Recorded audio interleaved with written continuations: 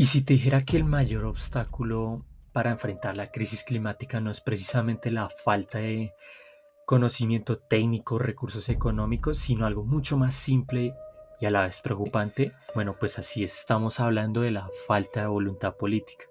Y también hoy vamos a demostrar por qué a pesar de saber lo que debemos hacer, en realidad seguimos sin hacer un acto verdadero. Bueno, y es que para entender este problema tenemos que hablar del ODS número 13 referente a la acción climática o acción por el clima. Y es que mediante este ODS nos podemos imaginar un compromiso a nivel global, unificado, ambicioso y capaz de movilizar a los estados hacia un mejor futuro, un futuro más sostenible. Sin embargo, al examinar la realidad y su implementación como tal, surge una conclusión muy preocupante, y es que el ODS 13 no se ha implementado de manera correcta ni es muy eficiente a lo largo del mundo. Bueno, y es que por esta razón, junto con otros expertos que le hablarán a continuación, pues decidimos construir una hipótesis que dice la falta de voluntad política unida a factores económicos como la dependencia de los hidrocarburos, las barreras culturales y la ausencia de recursos en países en condición de subdesarrollo ha frenado la transición energética y las medidas necesarias para enfrentar la crisis climática. Bueno, y es que exploraremos la hipótesis que les acabamos de decir en apoyo de distinta evidencia académica y también múltiples estudios que se hicieron a lo largo de la investigación. También acotado entre algunas entrevistas a algunos expertos que van desde el campo de lo legal hasta el campo de la geología. Entonces, quédense para saber más. Ahora, podemos empezar mencionando diferentes motivos para explicar la falta de la voluntad política. Podemos mencionar primeramente a la dependencia económica. Y es que a pesar de que la transición hacia las energías sostenibles es factible, es más, ya se está implementando en algunos países alrededor del mundo de forma progresiva, la mayoría de las economías son aún mayormente dependientes de los hidrocarburos y de los modelos extractivos como tal. Esto causa que cualquier cambio propuesto o cualquier cambio estructural propuesto en dicho modelo represente más que todo un desafío político más que técnico porque hay cuestiones monetarias implicadas. Es por eso que en circunstancias como las del Acuerdo de París los avances han sido lentos e incluso han llegado a haber retrocesos. Por ejemplo, podemos mencionar a la administración actual de Estados Unidos liderada por el gobierno de Donald Trump, que retiró a los Estados Unidos de los acuerdos de París, lo que dificulta aún más la implementación de los acuerdos propuestos en las medidas o en las fechas de tiempo establecidas. Y es que la situación se agrava aún más porque dichos acuerdos no son vinculantes. ¿Qué es lo que termina acusando esto? Y es que la acción climática pasa a ser un tema opcional. Y es que si los países tienden a ser cortoplacistas y no pensar en el largo plazo en cuestiones ambientales e incluso de bienestar social, que es como pasa mayormente, los resultados tienden a ser negativos. Se posponen políticas que son necesarias para las poblaciones en este momento, se hacen recortes en el presupuesto que se desvían hacia otras cuestiones prioritarias y la problemática del cambio climático sigue avanzando. También podemos mencionar como segundo factor al escepticismo del cambio climático, y es que normalmente la falta o carencia de voluntad política siempre va muy de la mano de cuestiones culturales. Y es que, por ejemplo, volviendo a mencionar a la administración Trump, su presidente es un claro ejemplo de un mandatario que no cree en el cambio climático y por lo tanto explica el retiro ya mencionado de Estados Unidos de los acuerdos de París y por qué ha sido muy complicado implementar políticas públicas en cuanto a sostenibilidad cuando ni siquiera su presidente, el cual es su principal mandatario, pues no cree en eso. Then they said global warming will kill the world, but then it started getting cooler, so now they could just call it climate change because that way they can't miss it. It's climate change. Because if it goes higher or lower, whatever the hell happens, this climate change, it's the greatest con job ever perpetrated on the world, in my opinion. Pues al fin y al cabo, pues cualquier acción climática a tomar depende más que todo de la motivación política o el interés del gobierno de turno. ¿Cómo le explica el doctor Omar, abogado especializado en el derecho ambiental? Pues que la vinculación a la que nos referimos pues se hace parte de la voluntad política de cada uno de los estados, y eso pues va cambiando también dependiendo del gobierno que se encuentre en ese momento pues a cargo. En principio sí, el estado pues como de procurar el cumplimiento de estas disposiciones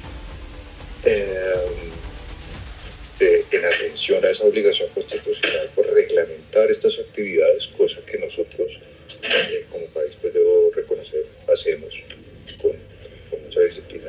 Ahora, si tenemos en cuenta a nuestro país, por más de que los hidrocarburos siguen jugando un papel fundamental en la economía de nuestra nación y en nuestro día a día, también toca reconocer de que este gobierno se ha enfocado mucho más que todo en la protección de los recursos naturales y se ha enfocado mucho también en el papel y en el deber institucional que tiene el Estado de ser garante y supervisor de dichos procesos. Bueno, vamos a hablar un poco sobre América Latina y Colombia. Entonces, primero hablemos un poco de América Latina. América Latina, para empezar, tiene el 76% de los líderes ambientales han sido asesinados en esta región. La mayoría de ellos por una falta de voluntad política. ¿Qué refiere a esto? Que las propias instituciones no tienen en cuenta estos personajes que luchan por la vida ambiental, por los ríos, por los bosques, por las montañas. No ven más allá de, la producción de combustibles fósiles o minería. No ven más allá de ese proceso. Entonces muchas veces quedan encapsulados en ese proceso y siguen replicando, una y otra vez estos daños ambientales, sin ver que, por ejemplo, muchos refugiados, pues un ejemplo de esto, buscarían, que muchos refugiados ambientales son causados por eso, por no mirar más allá de la problemática, inicial, sino ver más allá de lo que pasa después de eso. Entonces hay que tener en cuenta lo que va a pasar después y luchar ahorita mismo por eso. Entonces también a los líderes ambientales hay que darles recursos para que luchen por eso. No solo sea, en palabras, sino en acción. Sea una voluntad política firme. ¿Y en Colombia qué podemos decir?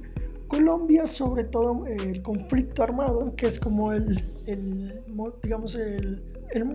centro de muchas problemáticas o el punto principal de muchas problemáticas de la vida, de la sociedad colombiana, vienen de ahí, vienen reflejados ahí. Por ejemplo, el machismo, muchas capas, ¿sí? Una de ellas es, la crisis ambiental. ¿Qué refiere a eso? Colombia generalmente ha sido un estado muy centralizado que ha generado que, sus ciudades sean, el núcleo principal de todo el país y no ve más allá de todas las regiones fuera. Entonces el conflicto armado crea que estas regiones sean apartadas y no sean vistas, frente a diversas problemáticas. Uno de ellos es el cambio climático, con la minería ilegal que muchos grupos hacen y pues la falta de ayuda o poder estatal que dé recursos. Volvemos a repetir sobre América Latina, pero que dé recursos de verdad a los luchadores de la vida ambiental, pues es difícil hacerlo. Si no se puede hacer con eso, ¿cómo lo van a hacer posible? Entonces hay que darles palabra, hay que darles recursos. Es lo mismo que se ve en la América Latina, pero con un factor, de violencia, ¿no? Bueno, y es que como señala una de nuestras expertas, acuerdos con el Acuerdo de París, aquí esto ya tiene que ver es más con la voluntad de los gobiernos. En este caso Colombia casi siempre ha estado muy tratando de hacer cumplimiento de estos acuerdos internacionales. Son muy activos, la Cancillería, los ministerios, pues el Ministerio de Ambiente y los equipos técnicos siempre están en esas negociaciones y buscan la manera de implementar esas medidas acá en el país. Colombia ha sido uno de los países más juiciosos y comprometidos en materia de cambio climático, del cumplimiento del ODS número 13. Sin embargo, hay una coyuntura muy propia de nuestro propio territorio de hermosa nación que ha dificultado en gran medida la correcta implementación y la voluntad política impuesta en las diferentes medidas en favor del ambiente.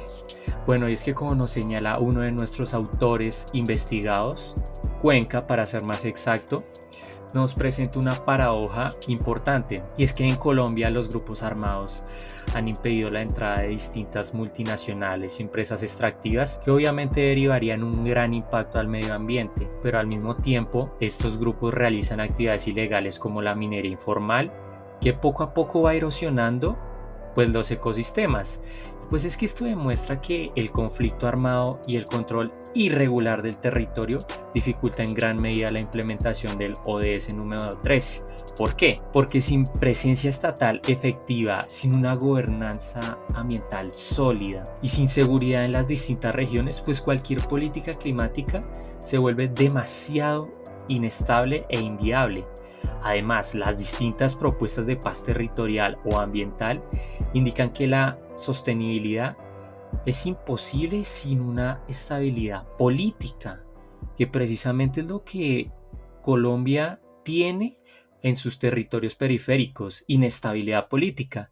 Y pues también nos demuestra que no basta con planes o decretos, porque se requieren instituciones fuertes en los territorios. Y pues en ausencia de esto, la voluntad política quedará muy diluida entre los distintos conflictos y la corrupción que pueda haber en dichos entornos. Incluso el hecho de no combatir o tomarse en serio esta amenaza del cambio climático, tal y como representa otro de nuestros expertos investigados, que más exactamente es Bañados, representa una gran crisis para la salud como tal, porque es que el cambio climático deteriora la calidad del aire, del agua e incluso de los alimentos, lo que a la larga genera pérdidas humanas y económicas significativas, e incluso esto trasciende a otros seres vivos, pérdidas en otros seres vivos. Además, por otro lado, también frente a la migración climática. ¿Por qué? Porque los impactos del calentamiento global provocan distintos desplazamientos forzados que a menudo suelen ser invisibles por los sistemas legales.